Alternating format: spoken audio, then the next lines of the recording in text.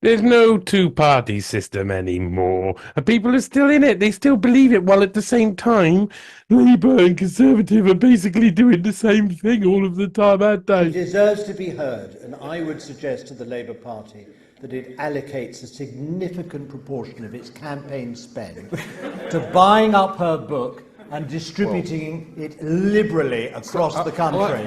Oh, look, it's Jeffrey Epstein's mate, Lord Mandelson. Oh, not only Jeffrey Epstein, but Tony Blair too. Really interesting that you don't really know that the New Labour team, before, when John Smith was in charge, before New Labour was a thing, there was they were Yvette Cooper and others were working on Bill Clinton's campaign in 1992, and they all went over to learn about this new American style Fabian that was about called Bill Clinton, and they went out to learn about him, stayed out there a bit in early 93 as well when he became president, and of course that's where he let in Jeffrey Epstein 17 times, and we've seen the pictures of Mandy over here with Jeffrey Epstein. We know that he's a dirty perv, so we don't have to like think too hard about what he's doing. Every target seat. Actually, Peter, I literally would do that. So I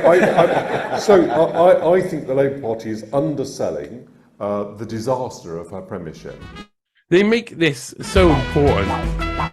They try and make this so important. Oh, look, this is how to win an election with these very clever people who know about elections in Britain. And the election's all a sham. They're people who are part of the sham, who are working with intelligence behind the scenes when it comes down to Mandy's case. Definitely. I don't know about the other two scruts that are here, but all of this is just fake. It's just fake news. All of this is fake. Oh, how to win an election. I tell you how to win an election. Make the Tories and Labour the exact same party, and then just put in World Economic Forum policies into both of the parties that are almost identical, and boom, you win an election because it's one unit, one entity pretending to be two parties. That's how you win an election. Fake it. Yes, here we are again then. It's How to Win an Election live from the News Building in central London. These people suck so much knob, it's unbelievable. This is the Times. Look, let's keep this sham going. Let's pretend that we're actually having free and fair elections. Who are we going to get on? Jeffrey Epstein's mate. Oh, look, they love themselves. I'm Matt Chorley with a very special episode of How to Win an Election, your insider's guide to a huge political year, the morning after the local elections, joined as ever by, give them all individually a round of applause. Oh, no, please. Joined by New Labour Mastermind Peter Mandelson. Ooh, New Labour Mastermind. Holly Mackenzie's Policy Mackenzie, former Director of Policy for Nick Clegg. Former Director of Policy for Nick Clegg. Nick Clegg. You hear it? Nick Clegg of Pocket Glory.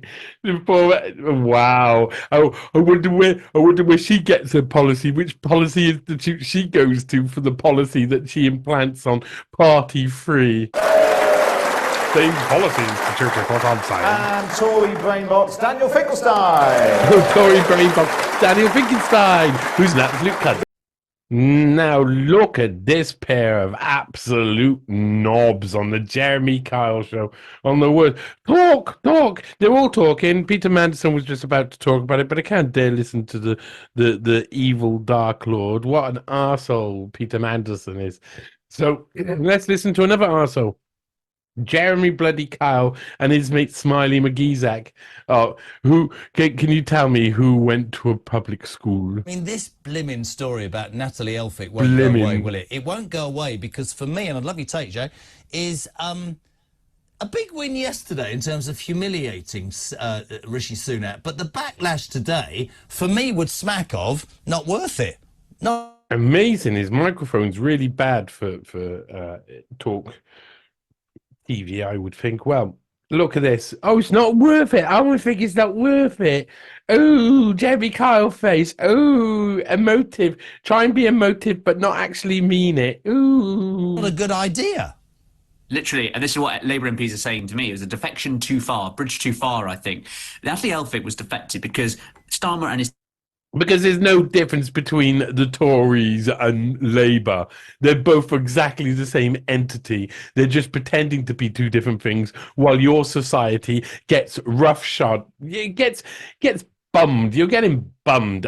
Unwanted bumming as well. You know, you can have a bumming if you want, but this type of bumming is unacceptable bumming. It's not the type of bumming that anybody wants at all. It's the type of bumming that no one's expecting, no one wants, and looks like that guy on TV is currently getting. It's like he is literally getting the bumming that I'm saying is a proverbial bumming. He's actually, in reality, getting a bumming. Team really want to kind of diffuse the issue of small boat crossing, because every time they get asked in an election campaign, they're going to go, look, we've got Natalie Elphicke. She's really right wing on this stuff. She believes our plan. We therefore think, that's answer real concerns. But actually, of course, Natalie Elphicke, to make that argument, needs to be a figure of probity who you respect. Well, he needs to be somehow to do with Labour. It's not. Labour became a Tory party when it got into bed with the Zionists. Everybody knows this. They got into bed, get rid of Corbyn after they'd put Corbyn into power. Anybody wonder why that happened? Why suddenly Labour lose all their seats in Scotland, realise they're not going to really regain elections unless they cross the line and go a little bit right wing, and so they get in the antithesis of what they were at that time, the thesis, and then they combined it to make the synthesis, which is New Labour. So they got in Corbyn as the antithesis to scare everybody. And who was it? It was New Labour guys who put him into power, who voted him in, who got him in the first place. And then once he got in, they nominated him. These are all the people who were down with the system. They all nominated him, and afterwards went, oh, yeah, we really regret doing that. And now he's in charge of the party, and we didn't expect it. But it's the same in America. They were putting the antithesis up to go against the standard model that was failing, and they synthesized into what we see today. That's the way it works. And clearly, I don't think people do respect Natalie Elphicke, both personally because of what happened with her husband, but also because, frankly, no one believes that she's had a genuine volte-face, Yes, because she's not genuine at all.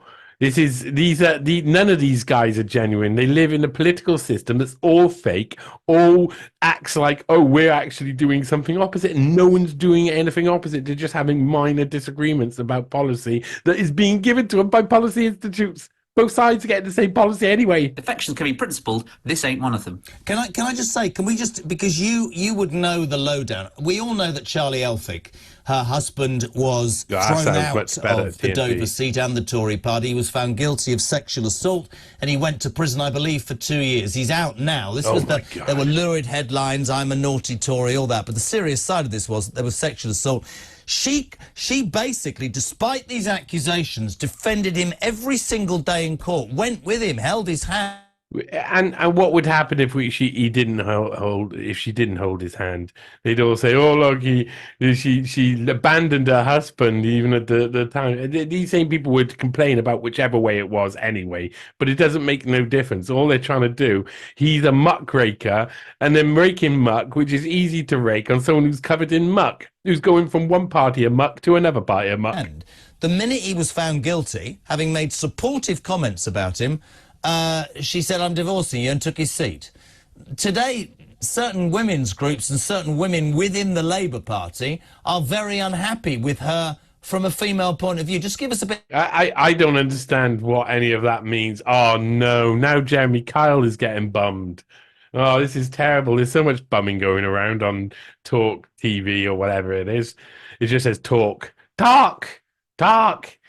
But there's so much bumming going around. Jeremy Kyle looks like he's squitting one out right now, and he's pushing it out, and he's pushing it out because of the thought of how women must feel because of her divorcing her husband when he got sent down for and found guilty for sexual assault. That's most women would probably end up divorcing their husbands in that situation, but for females, as Jeremy Kyle say, for the feminine, oh, he gets squitty bum time. More Jen on that, Jay. Yeah, well, I mean, Natalie Elphicke, as you said, was right by Charlie Elphicke throughout the whole thing. But it was also what she said afterwards, which is that when she Ooh, was an MP, she then what did she criticised say? some of Oh, Charlie God. Elphicke's victims. And so there was a real sense of victim blaming. Oh, And of course, when victim this was all blaming. revealed a couple of years ago, Labour MPs, it was revealed by the Sunday Times that, actually she'd been very involved in very defending much her husband's case. So she'd been very involved in defending her husband's case. She divorced him. She somehow this is got something to do with what is happening now. Somehow this has got something to do with the fact that she went over to Labour, and Labour they have females in, don't they? They're females. So they're working at that angle because, of course, this is right-wing Tory sort of leaning TV, isn't it? Talk. So they want anything's going to be bad. Labour MPs were outraged. Jess Phillips was talking about how disgusting this was. And these She's clearly guys, very upset. these And guys I've speaking spoken up for to, the ladies. people who are close to female Labour MPs, and they're very, very wound up about this. There's even reports that one Labour MP cried at the news because There's even reports that one Labour MP cried at the news. Do you remember when Jeremy Corbyn was in power? There was loads of news about women. They were crying all over the place.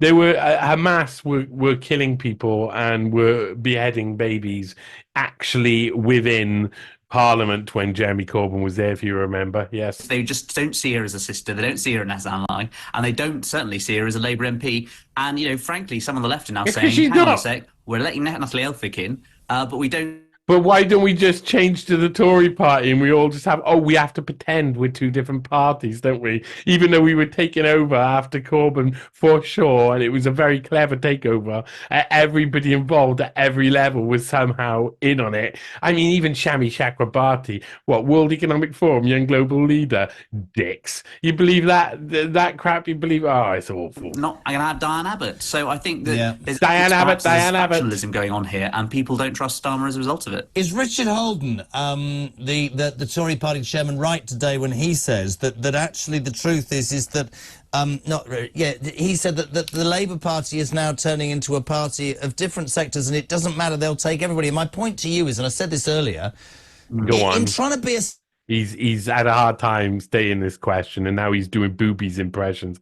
I got a big pair of coconuts. Ooh, I'm a Labour coconut. Actually, each of those coconuts, one's blue and one's red, and they're basically the same. Statesman in trying to be like prime ministerial, is he spreading the net so far that he's going to end up, if he gets the job, in a completely impossible position? No, he's going to end up being Tory heavy because he'll be full of Tory MPs who are coming over because they'll win seats with Labour because they don't care about their constituents at all. They don't care about the policy because it's exactly the same.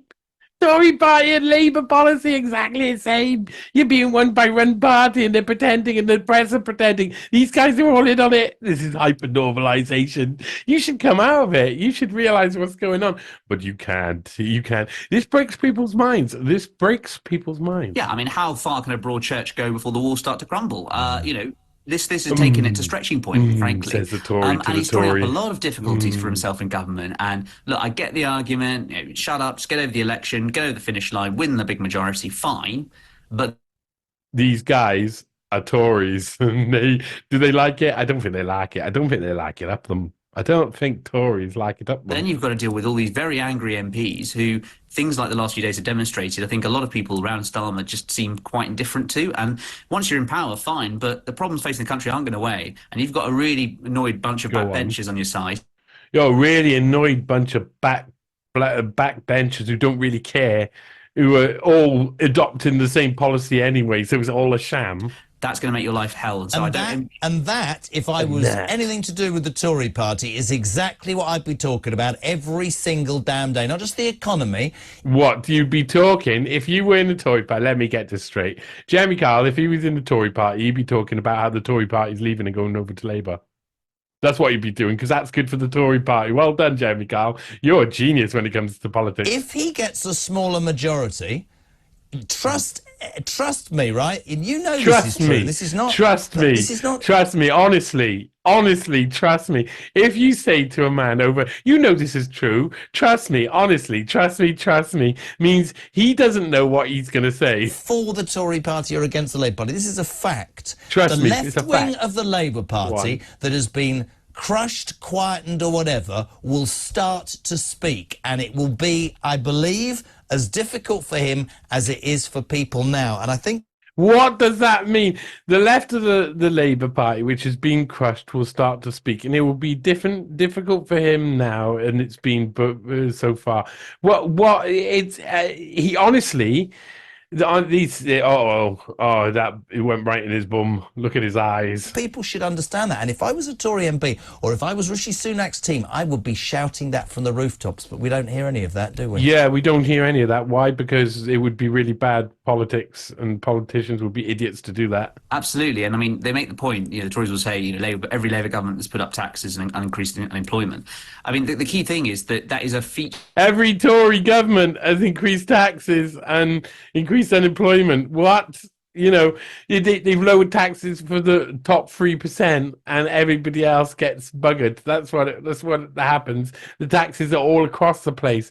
Added the tax on every single thing. Do you see how much cost of food is since the Tory parties have been in? Come on, cost of living, it's out of control. These guys it's Labour Party, always put up the prices and unemployment.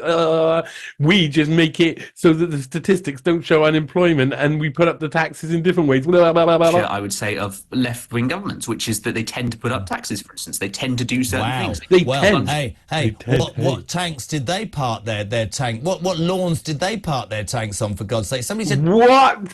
Why can we watch that again? That was what type of what was that? What he's saying that left-wing people seem to do this, and he says what tanks did they park their lawn on to dress it up as communism? We just can't. Hey, what tanks did they park their tank? What lawns did they park their tanks on, for God's sake? Somebody said to me the other day, he was a true Tory for years, and he said, "Just I have a problem this time." I said, "Why?" He said, "I'd never be..." Because I can't park my tank on your lawn. I got a problem because I got a tank on the tank with the tank on the park tank. Able to vote for Labour, he said. But the problem I've got is that I was brought up to believe that Tories are about low taxation and strong borders and a strong military and fiscal responsibility. This is a Tory advert. I was told that Tories about all of these different things. And he said we've got the highest taxation in 70 years. We've got knife crime that's there you go, highest the roof. Taxation. So they're saying that he's doing exactly what he said the left wing always do. Right? And we've got a military that is really an embarrassment. And I'm not disrespecting the people in the army, because we haven't spent enough. But I'm not disrespecting the people in the army, but the military are a fucking disgrace. In the last couple of weeks, we're going to spend more. I get it. Almost feels to me as if the Labour Party has parked the tanks on the tank on the park, in the parky tank. Tried to tear the soul out of the Tory party, but I think that defection's... I don't think it was necessary. That's what I think, John. I don't see it was necessary. I don't see how what he had said all along even relates to where he got to at the end. There was a separate statement. He just rambled. He got loads of words mixed up. Jeremy, is he senile? Is he got early onset dementia or something? Because he didn't seem to make any sense there. I completely agree. It was so implausible. That's the thing, right? Is that you can kind of buy the Dan Poulter, okay, you're a doctor, you're annoyed about the NHS, fine. But don't, as Leslie Elphick's done, talk about open borders for 4 years and, criticise small boats, and then go to the party you've been attacking more than anyone else. So she's yes, you shouldn't do that, should you? Because otherwise we won't have anyone left in the party that we support, and we're pretending we don't support. But also, the other ironic thing, and you'd know because you're inside Parliament, you'd know, because you're inside, he says that, he says, you have to agree with me, is what he's saying. Big dramatic entrance and walk across... But you're giving up in 6 months. And this is what I want to ask you, because on a right old Barney was Sean Woodward, who, of course, changed from being a Conservative in Witney to a Labour, kept the seat. Witney is in Oxford. For 2 years, and then went and stood in St Helens. Do you believe, and St Helens is up north. You are the ultimate political correspondent for The Spectator. Do you think it's fair and right to constituents? If you're a Conservative Spectator guy. Example, right? You decide, as Natalie Elphicke is, I've stood up and I'm a Conservative, and that's what you voted me in for. Look, if she changes her ideology, doesn't she have a moral hat. Responsibility, right? To say to the people who gave her damn job, I don't agree with that. Are you coming with me? Because I suspect if you made MPs who defect stand up, they'd lose their seats. Well, of course they would. Of course they would, because Tories aren't going to vote for them.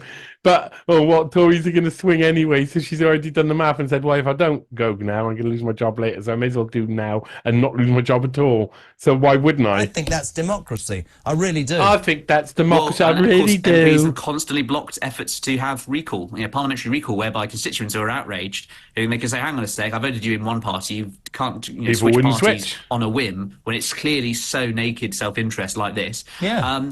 But MPs keep blocking it, frankly. I mean, the irony is the last Do you believe anything that Jeremy Kyle has ever said? one of the last people to defect was Christian Wakeford, who went from Tory to Labour. He'd sponsored a bill which backed recall if you switch parties, and we don't hear a lot more about that now, do we? But Sean No, Woodward we said to me, don't. "You've got it completely wrong, Jez. People vote for individuals, they don't vote for parties." I completely disagree with that. I think That's no. People don't vote for individuals. He's quite right there. They vote for parties, so it doesn't matter, does it? They don't even know who she is. They don't even know what the majority of people do not know what their MP has ever done, apart from be the MP at that present moment in time. The majority. most people in general and local elections vote for parties. Yes, most people don't actually know who they're voting for. And by the way, did you know Jeremy Kyle is a complete and utter... Hey, what tanks did they park? He finds it funny. What tanks did they park? What tanks did they park? What tanks did they park? Gets that sort of smile. What tanks did they park? Ha ha ha! What tanks did they park? Ha ha! You're so funny, Jeremy Kyle. What tanks did they park? What tanks? Why don't you do it again? Since they tend to do certain things. What tanks did they park there? Ah, what tanks did they park there? Ha ha ha! What tanks did they park there? What tanks did they park their tanks in? What lawn did they? Did they park their tanks there on? You for God's go. sake? Somebody said to me the other day. The smile. Unbelievable. Unbelievable. These guys are complete and utter nonsense. Young generation, like Prime Minister Trudeau, President of Argentina, and so on, that we penetrate the cabinets.